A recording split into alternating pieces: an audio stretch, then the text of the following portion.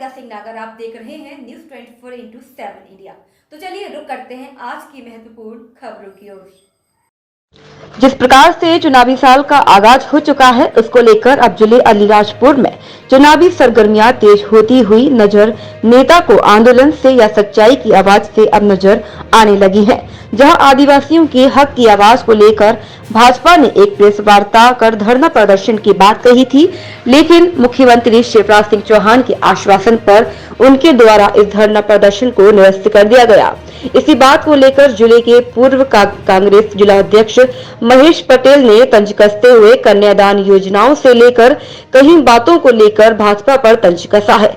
अब देखना यह होगा कि जिस प्रकार से आगामी चुनाव से पहले नेताओं में शब्दों की अब जंग छिड़ चुकी है, या कहीं कि शब्दों के तीर अब जिले अलीराजपुर में नेताओं के मुख से चलने लगे हैं, जिसे लेकर भाजपा और कांग्रेस कार्यकर्ताएं आमने सामने हैं और 2023 की चुनावी तैयारियों को लेकर वह मैदान में है। इसके साथ ही जिस प्रकार से कांग्रेस और भाजपा दोनों दिग्गजों की प्रेस कॉन्फ्रेंस के चलते क्या क्या आरोप प्रत्यारोप लगा रहे हैं, जिसके चलते अब आदिवासियों की हक की आवाज को लेकर अलीराजपुर की चुनावी सरगर्मियां तेज हो चुकी हैं और प्रेस कॉन्फ्रेंस के माध्यम से अपनी अपनी जमीनी हकीकत मजबूत में करने में लगे हुए हैं। देखिए अलीराजपुर से आरिफ हुसैन की यह रिपोर्ट। आज जो प्रेस वार्ता का उद्देश्य ये है कि कल एक आदिवासी द्वारा जो ट्रैक्टर से लकड़ी लेकर आ रहा था नुक्ते के लिए, बारमे के लिए, वो हमेशा हमारे आदिवासी समाज में लकड़ी नुक्ता हो, शादी हो या इन पाटला हो, उसमें पूरे गांव के लोग जाके लकड़ी लाते हैं और जहाँ भी संबंधित फॉरेस्ट का जो बीट रहती है वहाँ बीट नाकेदार हो या डिप्टी रेंजर से बात करके ही लाते हैं और ये हमारी आदिकाल से चल रही है और इसकी मैं घोर निंदा करता हूँ और इसको ट्रैक्टर को छोड़ना चाहिए, ताकि हमें हमेशा हमारे आदिवासी समाज में बकरे वगैरह कटते हैं और जो कि लकड़ी की ज़रूरत होती है तो वहाँ जंगल से लाते हैं, लेकिन जो वन विभाग द्वारा जो पकड़े गए ये सरासर झूठ है। कोई सूखी लकड़ी थी और इमारती लकड़ी है। तो और जो भारतीय जनता पार्टी के नेताओं द्वारा जो कि आज धरने का था, क्या मालूम धरने पे मैंने सुना कि खाली टेंट पड़ा, नहीं बैठे कोई के दबाव में। तो मैं भारतीय जनता पार्टी के नेताओं से ये तो ट्रैक्टर का तो ठीक है, जो ट्रैक्टर पकड़ा और वो तो चल रहा है, लेकिन जो ज़िले में अधिकारी लोग, चाहे कलेक्टर हो चाहे एसपी हो, खुलेआम यहाँ पे लूटपाट मचा रहे, तो कलेक्टर को ये मुख्यमंत्री से मांग करना चाहिए कि धरने से नहीं होएगा। आज आप लोगों के कन्या विवाह में कल आप लोगों ने देखा होगा कि जो 700 का पलंग 7,000 में दिया जा रहा था, इसका हमने मुद्दा उठाया, क्योंकि अगर मुख्यमंत्री जी अगर घोषणा नहीं करके एफआईआर करवाना चाहिए। माल वहाँ नगर पालिका में भी जब्त है, जिला पंचायत में भी करीब 1 ट्रक माल वहाँ पड़ा हुआ ठेकेदार द्वारा, सब पूरा घटिया है। एक तरफ से मामा जी कहते थे कि मैं भांजियों को अच्छा सामान दूंगा 51,000 का, लेकिन मैं मुख्यमंत्री को ये बधाई देता हूं कि उनको भी मालूम पड़ गया कि मेरे भारतीय जनता पार्टी के कार्यकर्ता और ठेकेदार मिल के नकली सामान दे रहे थे। तो मामा जी ने वहाँ खरगोन में ये घोषणा कर दी कि इनको भांजियों को 51,000 का चेक दिया जा रहा है। और आज पूरा प्रशासन अलीराजपुर ज़िले में ना भारतीय जनता पार्टी के नेताओं की सुन रहे, सिर्फ भ्रष्टाचार में लगे हुए कलेक्टर, चाहे आरएस हो, चाहे इरिगेशन हो, चाहे शिक्षा विभाग हो, चाहे पुलिस विभाग हो, खुलेआम आप लोगों ने देखा होगा कि जंगल राज है। आज कई जगह गोलियां चल रही है, कई जगह पुलिस पीट रही है, कई जगह अधिकारी पीट रहे हैं। जब हमारे कार्यकर्ता अगर 1-2 झापट मार रहे तो तत्काल उसको एसपी और कलेक्टर जिला बदल किया। जोबट उपचुनाव में हमारे कार्यकर्ताओं को कहीं नहीं करा, लेकिन अभी एक आरएसई को भारतीय जनता पार्टी के एक नेता, जनपद अध्यक्ष के पति द्वारा आज खुलेआम उसको बंधक बनाकर आज भी भयभीत है और इंदौर आज तक नहीं आया, तो एसपी और कलेक्टर क्या देख रहे हैं? उसको तत्काल जिला बदल होना चाहिए, नहीं तो कांग्रेस इसका पूरा जोर शोर से आंदोलन करेगी। और भारतीय जनता पार्टी के नेताओं से को भी मैं ये मैसेज देता हूं कि आपकी कलेक्टर नहीं सुन रहा। आज वन मंत्री, कैबिनेट मंत्री के रोज से रोज नाम आता है, तो वहाँ डीएफओ नहीं सुन रहा, तो कोई नहीं सुन रहा, तो ऐसे लोगों को, भ्रष्टाचारी लोगों को तत्काल हटाना चाहिए।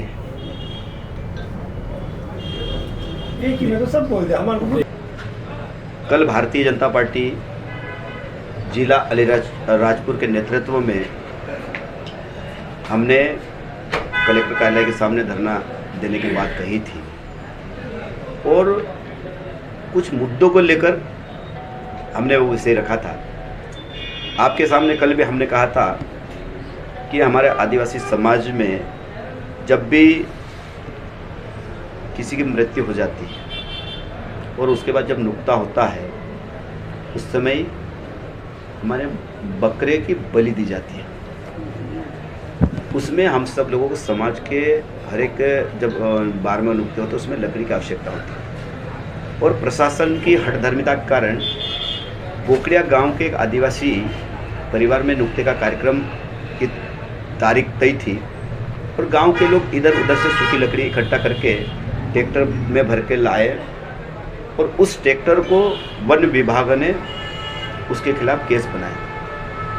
आज हमारी कलेक्टर, डीएफओ, प्रभारी मंत्री जी, माननीय मुख्यमंत्री जी और भारतीय जनता पार्टी के प्रदेश अध्यक्ष से हमने बात करी और उन्होंने आश्वासन दिया कि आने वाले समय में इस प्रकार की पूरे अलीराजपुर ज़िले में जो हमारी सामाजिक रीति रिवाज है उसमें किसी भी प्रकार की कोई परेशानी नहीं आएगी।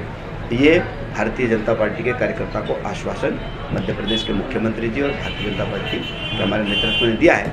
इसलिए हम सब लोगों ने मिलकर तय किया कि ये धरना हम समाप्त करेंगे। दूसरी बात, मुख्यमंत्री जी और प्रदेश अध्यक्ष जी ने यह भी कहा है कि 1-2 दिन में अलीराजपुर ज़िले का जो हमारा नेतृत्व है, एक जनप्रतिनिधि का एक मंडल भोपाल जाने वाला है।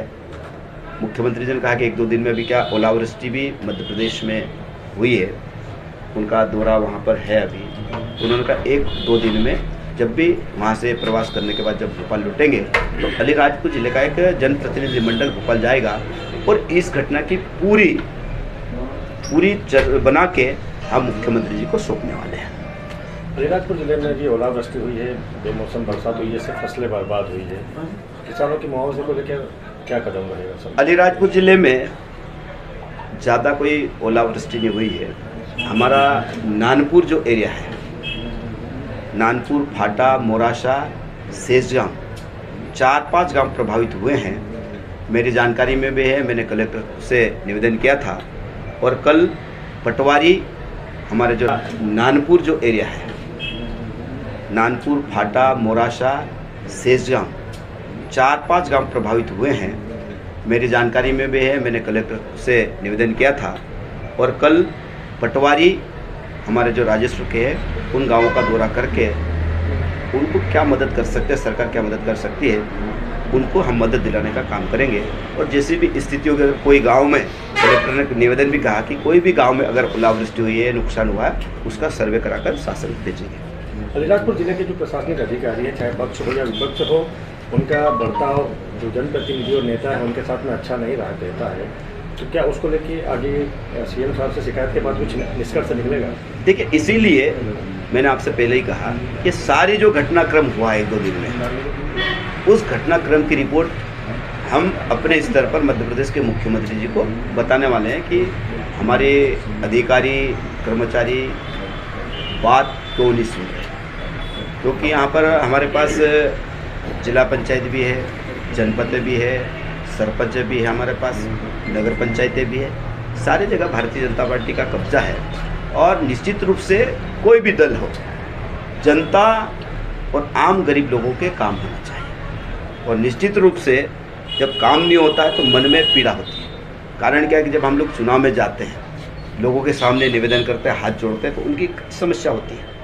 तो उनका अगर निराकरण ठीक से नहीं हो तो मुझे लगता नहीं कि वास्तव में जनता की सेवा जिस तरीके से होना चाहिए वो ठीक से हो नहीं पा रही है। इस विषय में भी हम लोग चर्चा कर रहे हैं। मुख्यमंत्री कन्यादान योजना जो एक सरकार की अच्छी मंशा और एक अच्छी योजना है, उसमें सीएम साहब ने सीधे दंपति के अकाउंट में पैसे डालने करके कहा है। उसके बाद से लेके जो सामग्री वितरण पर जो उंगलियां उठ रही हैं उसको लेकर क्या करेंगे? नहीं, देखो, मुख्यमंत्री जी ने खरगोन जिले के भगवानपुरा में ये घोषणा की, क्योंकि धार जिले के डही में ये शिकायत आई थी कि घटिया सामग्री का वितरण हो रहा है।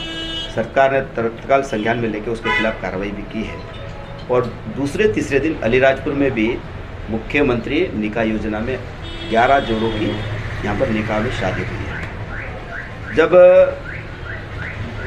शासन ने वहाँ से मुख्यमंत्री जी ने घोषणा की है और अलीराजपुर में उसके बाद शादी हुई है निकाह योजना में, तो अभी तक कोई आदेश आया नहीं है। लेकिन अलीराजपुर जिले का जो प्रशासन है ये कांग्रेस के नेताओं के दबाव में सामान का वितरण नहीं करना। अगर उसने आरोप लगाया तो मैं तो ये कहना चाहूँगा कि अगर आरोप लगाया है सामग्री को जब